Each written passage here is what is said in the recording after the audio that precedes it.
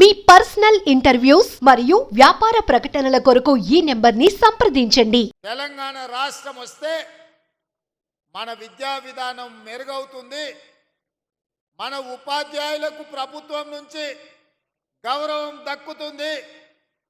మన విద్యార్థులకు అవసరమైన మౌలిక వసతులు మెరుగవుతాయి. తప్పకుండా తెలంగాణ విద్యా విధానం బాగుపడుతుంది అని అనుకున్నాం. మీకందరికీ తెలుసు, 2009లో రాజకీయ పార్టీలు తెలంగాణ రాష్ట్ర సాధనలో విఫలం చెంది ఏమి చెయ్యాలని కింకర్తవ్యంతో ఉన్నప్పుడు అందరూ కలిసి ప్రొఫెసర్ కోదండరాం గారిని పొలిటికల్ జేఏసీ కన్వీనర్గా వారికి బాధ్యత ఇచ్చిండ్రు. వారు కూడా మీలాంటి ఉపాధ్యాయుడే మాలాంటి విద్యార్థులకు చదువు చెప్పిన ప్రొఫెసర్గా వారు తెలంగాణ ఉద్యమానికి బాధ్యత వహించిన తర్వాతనే తెలంగాణ రాష్ట్రాన్ని మనం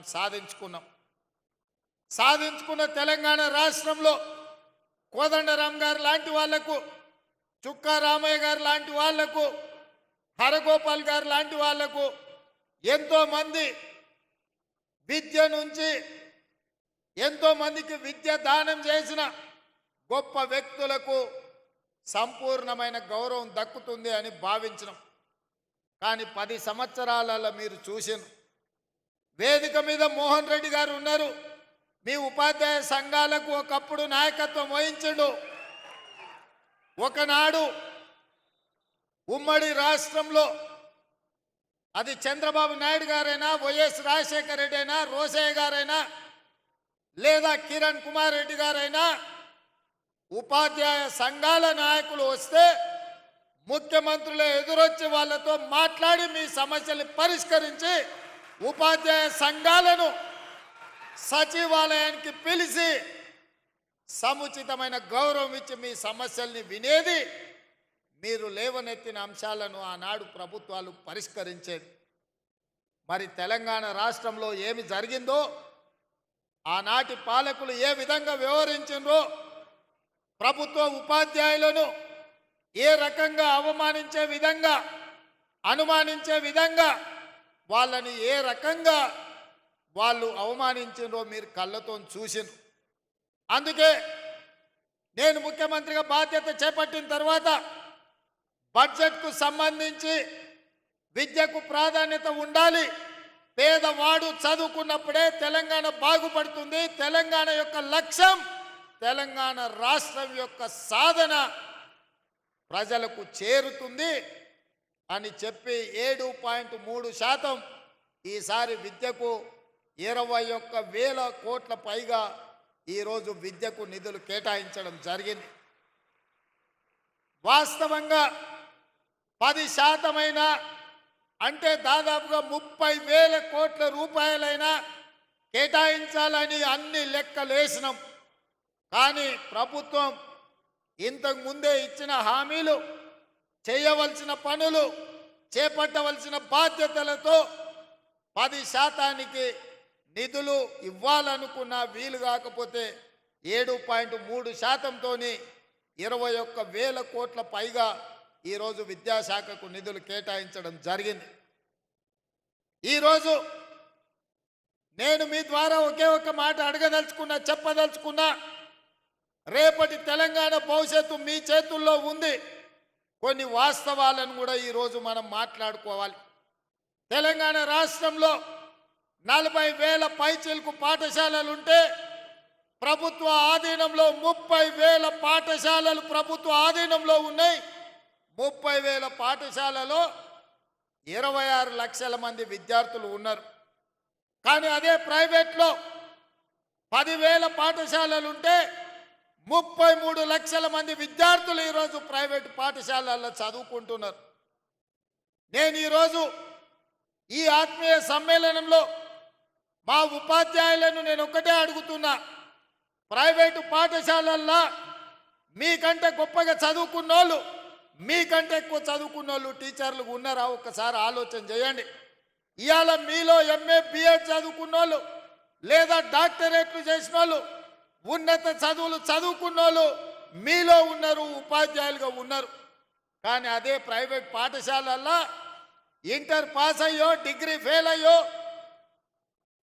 మీలో సగం చదువు లేని వాళ్ళు ఇవాళ ప్రైవేట్ పాఠశాలల్లో పాఠాలు చెప్తున్నారు. మరి 10,000 పాఠశాలల్లో 33 లక్షల మంది విద్యార్థులు అక్కడుంటే 30,000 పాఠశాలల్లో 26 లక్షల మంది విద్యార్థులు ఇవాళ మన ప్రభుత్వ పాఠశాలల్లో ఉన్నారు. అంటే ఎక్కడో ఒక లోపం ఉన్నది. ఆ లోపం పాలకులైన మా వైపు నుంచి కూడా ఉండొచ్చు. నేను టీచర్లను బ్లేమ్ చేయదలుచుకోలేదు. ప్రభుత్వం సరైన విధంగా నిర్వహించకపోవడం, మౌలిక వసతులు ఏర్పాటు చేయకపోవడం, కనీసం పాఠశాలల్లో ఊడవడానికో తూడవడానికో, కనీసం టీచర్లకు తాగడానికి మంచినీళ్ళు ఇవ్వడానికి పారిశుద్ధ్య కార్మికులు లేకపోవడం కూడా కావచ్చు. ప్రభుత్వ పాఠశాలల గ్రామాలలో ఉండే ప్రజాప్రతినిధులు ఎండాకాలం సెలవులు వస్తే బర్ల కొట్టంగా మార్చి ప్రభుత్వ పాఠశాలల బర్రెల్ని కట్టేసే పరిస్థితులు కూడా గ్రామాలలో ఉన్నాయి. కనీసం ఆడపిల్లలు లేదా మహిళా టీచర్లు స్కూల్కి వస్తే పొద్దు నుంచి సాయంత్రం వరకు ఉంటే కనీసం టాయిలెట్స్ వసతి కూడా ప్రభుత్వాలు కల్పించకపోవడం కూడా ఒక కారణం అయి ఉండొచ్చు.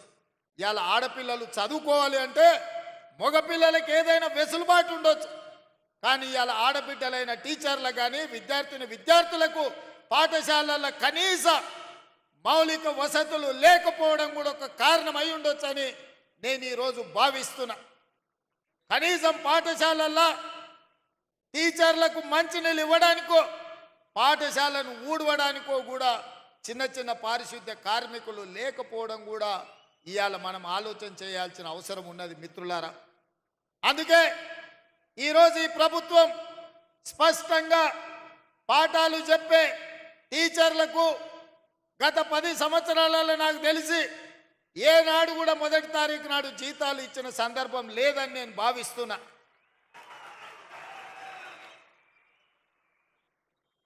మీరు మీ పిల్లల చదువుల కోసమో ఇల్లు కొనుక్కోవడానికో కారు సైకిల్ మోటార్ లోన్ తీసుకుంటేనో ఏదైనా బ్యాంకుల్లో అప్పు తెచ్చుకుంటే మీరు ఇచ్చిన చెక్కులు సరైన సమయంలో మీకు జీతాలు రాకపోతే చెక్కులు బౌన్స్ అయిపోయి మీ సిబిల్ స్కోర్ ఖరాబ్ అయిపోయి బ్యాంకులు కూడా నమ్మని పరిస్థితులు ఇవాళ వచ్చినాయి, దాపురించినాయి గత 10 సంవత్సరాలలో. అందుకే నేను ఆలోచన చేసిన మొట్టమొదట ప్రభుత్వం ఒక యజమాని, ఆ యజమాని పరిధిలో పనిచేసే దాదాపుగా 5 లక్షల మంది ఉద్యోగులకు తమ యజమాని మీద విశ్వాసం ఉండాలి, తమ యజమాని మీద నమ్మకం ఉండాలి. ఆ నమ్మకం ఏంది అంటే మా యజమాని నాకు భద్రత కల్పిస్తాడు, మా యజమాని నాకు 1వ తారీఖు నాడు జీతం వస్తాడు, మా యజమాని నాకు కష్టం వస్తే నేను చెప్పుకుంటే చెప్పడానికి అవకాశం ఇస్తాడు, మా యజమాని నన్ను కలుస్తాడు, నా బాధ వింటాడు అన్న విశ్వాసం యజమాని మీద ఉన్నప్పుడు ఆ ఉద్యోగి తప్పకుండా ఒళ్ళు దాచుకోకుండా పనిచేస్తాడు, యజమాని అభ్యున్నతి కోసం పాటుపడతాడు. కానీ విచిత్రం, ఉమ్మడి రాష్ట్రానికంటే తెలంగాణ రాష్ట్రం వచ్చిన తర్వాత ఉద్యోగుల యొక్క పరిస్థితులు దిగజారినాయి. ఇది వాస్తవం, ఇది నిజం, కఠోరమైన మనం ఈరోజు మాట్లాడుకోవాల్సిన పరిస్థితి. అందుకే ఈరోజు వేదిక మీద నర్సిరెడ్డి గారు, రఘుత్తం రెడ్డి గారు మీ ఎమ్మెల్సీలు ఉండ్రు. 10 సార్లు ఈ 6 నెలల 10 సార్ల కంటే ఎక్కువనే నా దగ్గరికి సమస్యల మీద వచ్చిండ్రు. ఏవిఎన్ రెడ్డి గారు ఉన్నారు. మీ ఉద్యోగ ఎమ్మెల్సీలు, టీచర్ కమ్యూనిటీ నుంచి వచ్చిన ఎమ్మెల్సీలు ఏ సమస్యలు తీసుకొచ్చినా అక్కడికక్కడ అధికారులను పిలిచి మాట్లాడిన.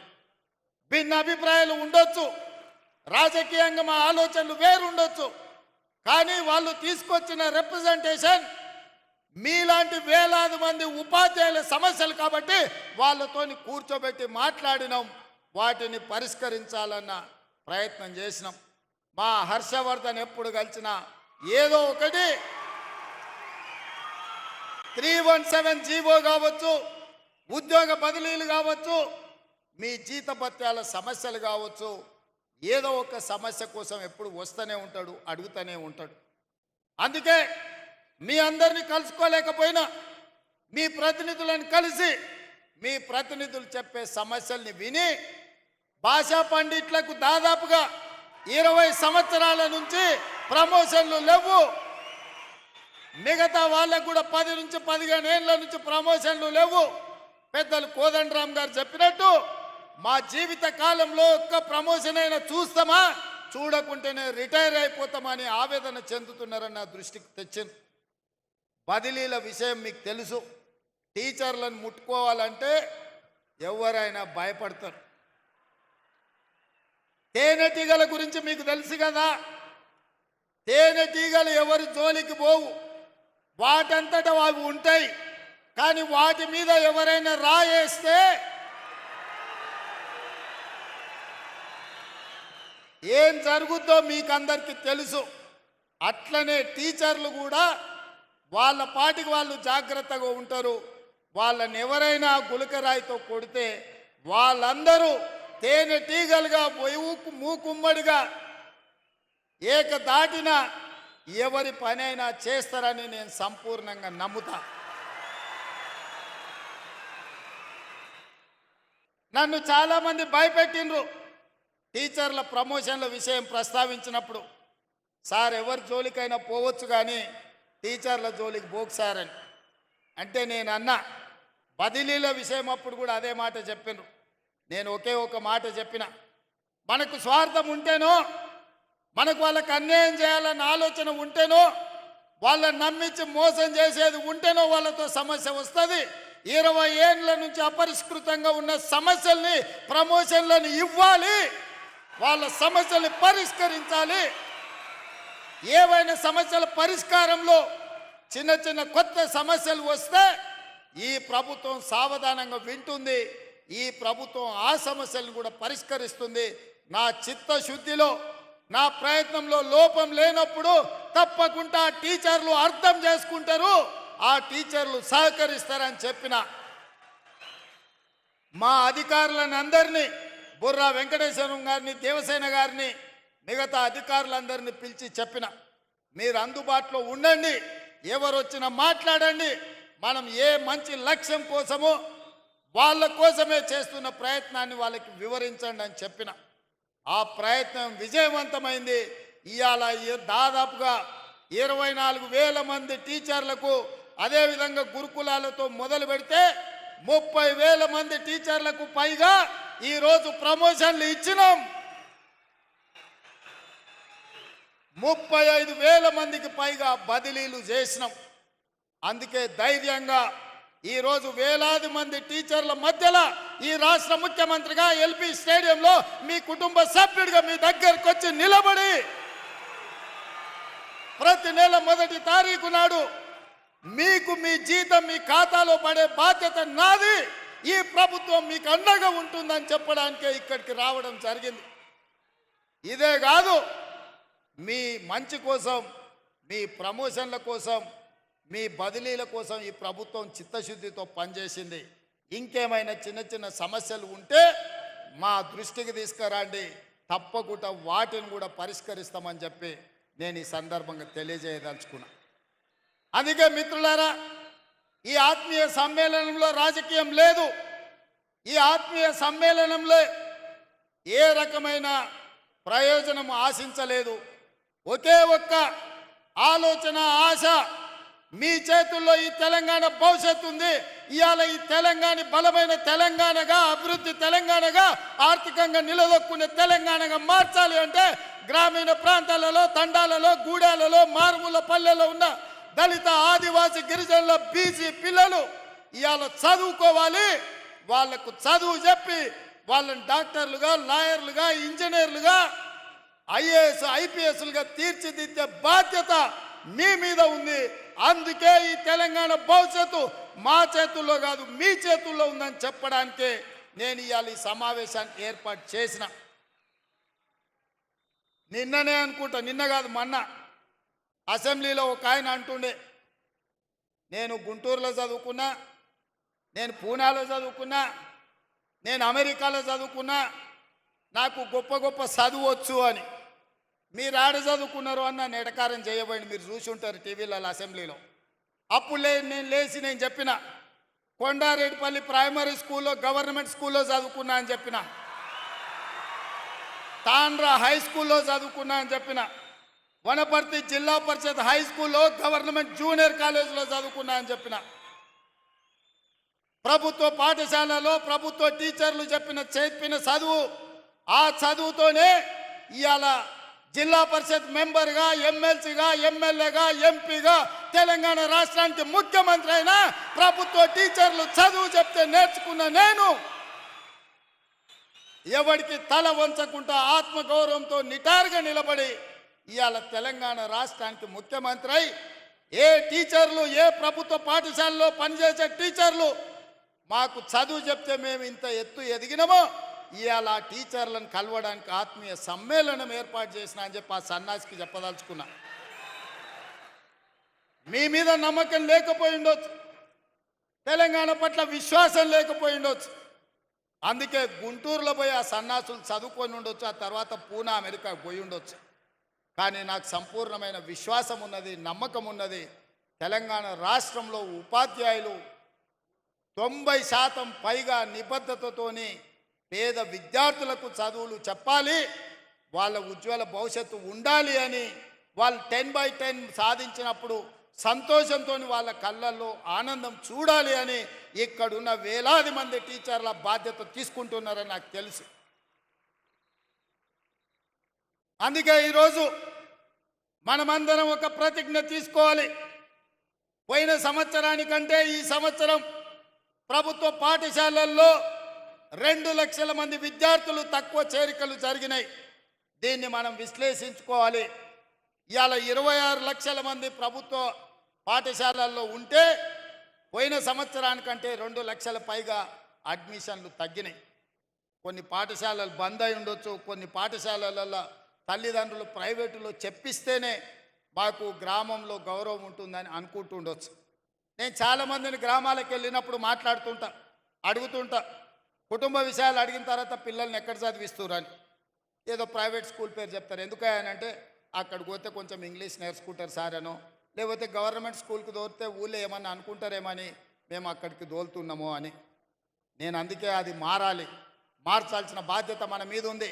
మన పిల్లలు ప్రభుత్వ పాఠశాలకు వెళ్ళడం ఆత్మ గౌరవం అని గ్రామాలలో ఉన్న తల్లిదండ్రులు భావించాలి. అందుకే అమ్మ ఆదర్శ పాఠశాలని సెల్ఫ్ హెల్ప్ గ్రూపులకు పూర్తి బాధ్యత అందించి మన పాఠశాలలు మొదటి రోజే దాదాపుగా 26 లక్షల మంది విద్యార్థులకు మొదటి రోజే వాళ్ళ పాఠ్య పుస్తకాలతో పాటు వాళ్లకు డ్రెస్సులు ఇచ్చే ప్రయత్నం చేసినాం. మొదటి విడతలోనే మేము విజయం సాధించినాం. రెండవ డ్రెస్సు కూడా తొందరలోనే మా అధికారులు ఆ పిల్లలకి ఇస్తారని నేను భావిస్తున్నా. అందుకే ఇవాళ ప్రభుత్వం వైపు నుంచి మీ సమస్యల్ని పరిష్కరించడానికి, మీతో మాట్లాడడానికి, చర్చించడానికి ఈ ప్రభుత్వానికి ఎలాంటి ఇబ్బంది లేదు, ఎలాంటి బేసజాలు లేవు. అదేవిధంగా మీ సమస్యని పరిష్కరించడానికి పాఠశాలలో ఉన్న మీ పారిశుద్ధ్య కార్మికుల సమస్యను పరిష్కరించడానికి అమ్మ ఆదర్శ పాఠశాల పేరు మీద సెల్ఫ్ హెల్ప్ గ్రూపులకే 1000 రూపాయలు, దాదాపుగా సంవత్సరానికి 79 కోట్ల రూపాయలు ఖర్చు అయినా మీకు పారిశుద్ధ్య కార్మికుల సమస్యను తీర్చడం ద్వారా వాళ్ళందరినీ అపాయింట్ చేసే బాధ్యత నిర్ణయం తీసుకున్నాం. రేపటి నుంచి మీ పాఠశాలల బాధ్యత మీ జీతాలలో కొంత ఇచ్చి మీరెవరినో ఉద్యోగులను పెట్టుకోవాల్సిన అవసరం లేదు. నాకు తెలుసు చాలామంది టీచర్లు తమకు వచ్చిన జీతంలో కొంత పక్కకు తీసిపెట్టి పాఠశాలలో ఊడవడానికో తూడవడానికో పారిశుద్ధ్య పనులు టీచర్లు వాళ్ళ జీతాల నుంచి నిధులు కేటాయించి చేస్తున్నారు. మీరు కష్టపడ్డ సొమ్ము మీ ఇంటికి తీసుకుపోయే విధంగా రూపాయి కూడా మీరు ఖర్చు పెట్టాల్సిన అవసరం లేకుండా ఇవాళ సెల్ఫ్ హెల్ప్ గ్రూపులకే ప్రతి పాఠశాలలో పారిశుద్ధ్య పనులు చేయడానికి వాళ్ళ ఖాతాలో డబ్బులు వేయాలి, రూపాయి భారం మీ మీద పడొద్దని ఇవాళ నిర్ణయం తీసుకున్నాం. అదేవిధంగా వ్యవసాయానికి ఉచిత కరెంట్, ఇళ్లలో ఉచిత కరెంట్, ఇన్ని ఉచిత కరెంట్లు ఇచ్చినప్పుడు పాఠశాలల్లో కంప్యూటర్లు ఉండాలన్నా, లేకపోతే సాంకేతిక నైపుణ్యం పెరిగిన ఈ సందర్భంలో మీరు అక్కడ వాళ్ళకి విద్య చెప్పాలి అని అంటే విద్యుత్ ఉండాలి. మీ విద్యాశాఖ మీ విద్యుత్ బిల్లులు చెల్లించరు. విద్యుత్ శాఖ వాళ్ళేమో బిల్లులు కట్టకపోతే మీకు కరెంట్ ఇయ్యరు. నేను ఆలోచన చేసిన, రైతులకు ఇచ్చినప్పుడు పేదవాళ్లకు 200 యూనిట్లు ఉచితంగా ఇచ్చినప్పుడు తెలంగాణ జాతి నిర్మాణము తెలంగాణ భవిష్యత్తు పాఠశాలల్లో ఉంటే పాఠశాలల్లో ఎందుకు ఉచితంగా విద్యుత్ ఇవ్వద్దు? తెలంగాణ రాష్ట్రంలో ఉన్న 30,000 పాఠశాలల్లో ఉచితంగా విద్యుత్ ఇవ్వండి. ఆ భారాన్ని రాష్ట్ర ప్రభుత్వమే తీసుకుంటుంది. అది నా బాధ్యత అని చెప్పి ఈరోజు మీ పాఠశాలల్లో కూడా ఉచిత విద్యుత్తుకు ఏర్పాట్లు చేయండి అని చెప్పి మా ప్రభుత్వ అధికారులకు నేను ఆదేశాలు ఇచ్చిన. అందుకే మిత్రులారా, వేదిక మీద ఉన్న పెద్దలతో పాటు ఇక్కడికి విచ్చేసిన వేలాది మంది ఉపాధ్యాయులతో నా విజ్ఞప్తి ఒక్కటే. ఇవాళ ఈ తెలంగాణ భవిష్యత్తు మీ చేతిలో ఉంది. ఈ తెలంగాణ పునర్నిర్మాణం మీ చేతుల్లోనే ఉంది. ప్రభుత్వ పాఠశాలలు బాగుపడ్డప్పుడు, పేదవాళ్ళ పిల్లలు చదువుకున్నప్పుడు, దళితులు, గిరిజనులు, ఆదివాసీలు, బలహీన వర్గాలకు, మైనారిటీలకు సంబంధించి మహిళలకు సంబంధించిన పిల్లలు ఈరోజు పాఠశాలల్లో చదువుకొని బాగుపడితేనే ఈ తెలంగాణ బలపడుతుంది. ఈ తెలంగాణ బలపడితేనే ప్రపంచంతో మనం పోటీ పడతాం. ఇవాళ ఈ తెలంగాణ బలపడాలి అని అంటే మనమందరం కార్యదీక్షతో పని చేయాలి. మనందరం ఈ తెలంగాణలో కేజ్రీవాల్ 3 సార్లు ఢిల్లీలో గెలిచిండంటే ఎందుకో మీకు తెలుసా మిత్రులారా? బస్తీలలో ప్రభుత్వ పాఠశాలలను మెరుగుపరిచిండు, మెరుగైన విద్యను పేదవాళ్లకు చేర్చిండు. కాబట్టే ఢిల్లీలో కేజ్రీవాల్ 3 సార్లు ముఖ్యమంత్రిగా గెలిచిండు. మరి ఇప్పుడు నేను అడుగుతున్న మిత్రులారా, మళ్ళోసారి నన్ను ఇక్కడ చూడాలంటే మీరు పని చేయాలి. మళ్ళోసారి ఈ తెలంగాణ రాష్ట్రంలో ప్రజాప్రభుత్వం ఉండాలి. మళ్ళీ తెలంగాణ దొరల గడిలలో బందీ కాకూడదు. పేద ప్రజలకు విముక్తి జరగాలి. పేదలు అనుకున్న లక్ష్యం చేరాలి. పేదవాడు ఆత్మగౌరవంతో బతకాలి. ఈ తెలంగాణ నిర్బంధాల మధ్య కొనసాగకూడదు. ఈ తెలంగాణ నిర్బంధ సంఖ్యలు తెగాలి అనంటే మీరు పేదలకు చదువు చెప్పాలి. మీరు పేదలకు చదువు చెప్పినప్పుడే, పేదలకు విద్యను అందుబాటులోకి తెచ్చినప్పుడే ఈ ప్రభుత్వానికి మంచి పేరు వస్తుంది.